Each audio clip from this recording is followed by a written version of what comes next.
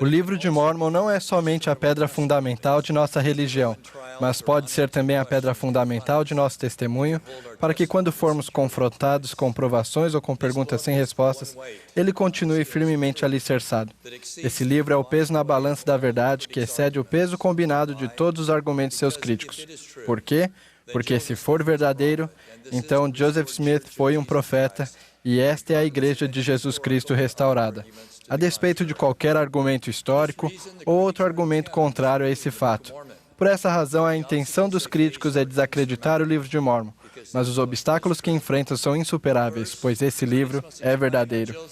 Em primeiro lugar, eles precisam explicar como Joseph Smith, um jovem fazendeiro de 23 anos com instrução limitada, criou um livro com centenas de nomes e lugares únicos, bem como histórias e eventos detalhados. Para explicar isso, muitos críticos sugerem que ele foi um gênio criativo e usou vários livros e outros recursos locais para criar o contexto histórico do livro de Mórmon.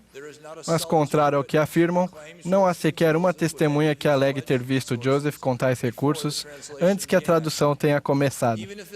Mesmo se esse argumento fosse verdadeiro, seria excessivamente insuficiente para explicar a existência do livro de Mórmon.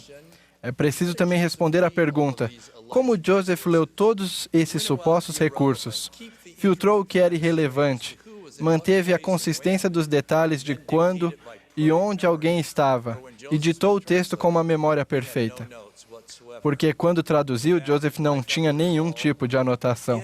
Na verdade, sua esposa Emma relembrou: ele não tinha manuscrito e nenhum livro para consulta. Se ele tivesse algo, não poderia tê-lo escondido de mim. Então, como Joseph realizou esse feito notável de ditar um livro com mais de 500 páginas sem ter anotações? Para isso, ele não tinha que ser somente um gênio criativo, mas teria que ter uma memória fotográfica de proporções extraordinárias. Mas se isso fosse verdade, por que seus críticos não ressaltaram esse talento admirável? Mas há algo mais. Esses argumentos consideram apenas o conteúdo histórico do livro. A questão real ainda permanece.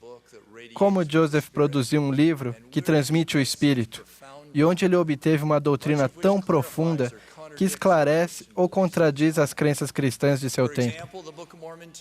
Por exemplo, o livro de Mórmon ensina, ao contrário da maioria das crenças cristãs, que a queda de Adão foi um passo positivo de progresso. Ele revela os convênios feitos no batismo que não são abordados na Bíblia. Além disso, alguém pode perguntar: onde Joseph obteve o poderoso conhecimento de que a expiação de Cristo pode, além de nos purificar, também nos aperfeiçoar? De onde ele tirou o impressionante sermão sobre fé que está em Alma 32, ou o sermão do rei Benjamim sobre a expiação do Salvador, que é talvez o mais extraordinário sermão sobre esse assunto em todas as Escrituras, ou a alegoria da oliveira com toda a sua complexidade e riqueza doutrinária? Quando lê essa alegoria, é preciso fazer um desenho para acompanhar toda a complexidade. Espera-se que acreditemos que Joseph Smith somente ditou esses sermões de sua própria cabeça, sem nenhuma anotação? Ao contrário de tal conclusão, as impressões digitais de Deus estão em todo o livro de Mórmon, como evidenciado pelas majestosas verdades doutrinárias, particularmente os poderosos sermões sobre a expiação de Jesus Cristo. Se Joseph não foi um profeta, então, para explicar essas e muitas outras notáveis verdades doutrinárias, os críticos deveriam argumentar que ele era também um gênio teológico. Mas se fosse o caso, alguém poderia perguntar: por que Joseph foi o único nos 1.800 anos depois do ministério de Cristo a produzir tão grande variedade de doutrinas singulares e esclarecedoras? Porque a fonte desse livro foi revelação e não uma inteligência excepcional. Mas mesmo que suponhamos que Joseph tenha sido um gênio criativo e teológico, com uma memória fotográfica, esses talentos por si mesmos não o tornariam um escritor habilidoso. Para explicar a existência do livro de Mórmon, os críticos precisam também afirmar que Joseph era um escritor talentoso aos 23 anos. Caso contrário, como poderia combinar dezenas de nomes, lugares e eventos em um conjunto harmonioso sem inconsistências? Como conseguiria escrever estratégias detalhadas de guerra, compor sermões poderosos e criar frases que são marcadas, memorizadas, citadas e colocadas nas portas de geladeira de milhões de pessoas? Frases como: quando estáis a serviço de vosso próximo, estáis somente a serviço de vosso Deus. Ou, os homens existem para que tenham alegria. Essas são mensagens marcantes, mensagens vivas que respiram e inspiram.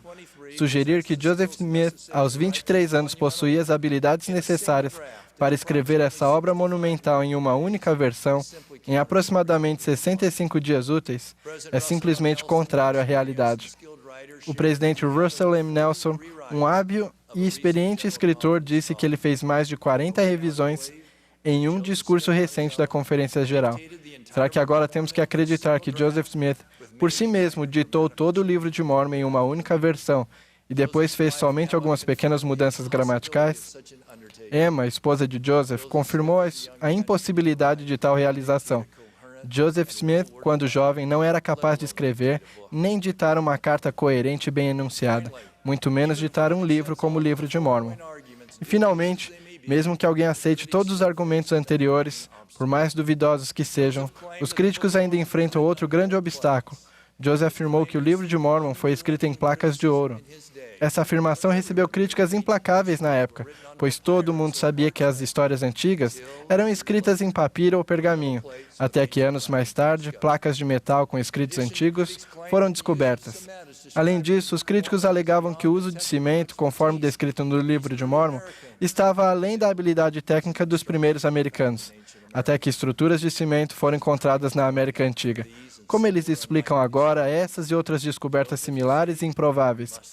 Joseph deve ter sido um adivinho de muita sorte. De algum modo, apesar de todas as probabilidades contra ele e contrariando todo o conhecimento científico e acadêmico da época, ele estava certo, enquanto todos os outros estavam errados. Depois de considerar tudo isso, pode-se perguntar como alguém poderia acreditar que todos esses supostos fatores e forças propostos pelos críticos combinaram-se acidentalmente de tal modo que capacitaram Joseph a escrever o Livro de Mormon e produzir um trabalho fraudulento. Como isso faria sentido? Em oposição direta a tais alegações, esse livro tem inspirado milhões de pessoas a rejeitar Satanás e viver uma vida mais cristã. Embora alguém possa escolher acreditar na linha de raciocínio dos críticos, penso que fazê-lo resultaria em um bloqueio intelectual ou espiritual. Para acreditar em tais coisas, eu teria que aceitar uma série de suposições sem comprovação.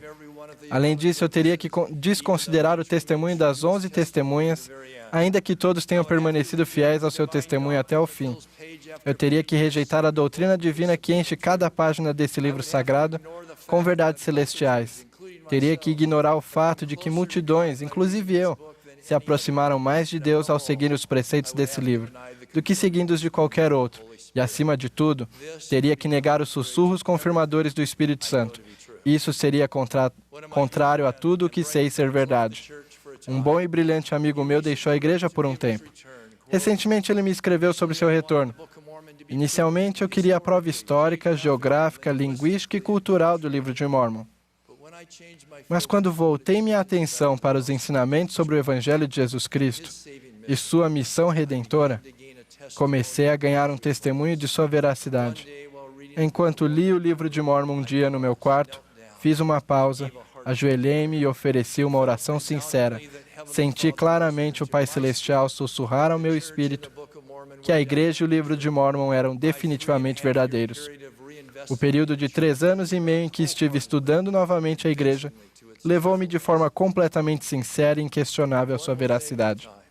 Se alguém parar para humildemente ler e refletir sobre o Livro de Mormon como fez o meu amigo e der ouvidos aos doces frutos do Espírito, receberá o testemunho desejado.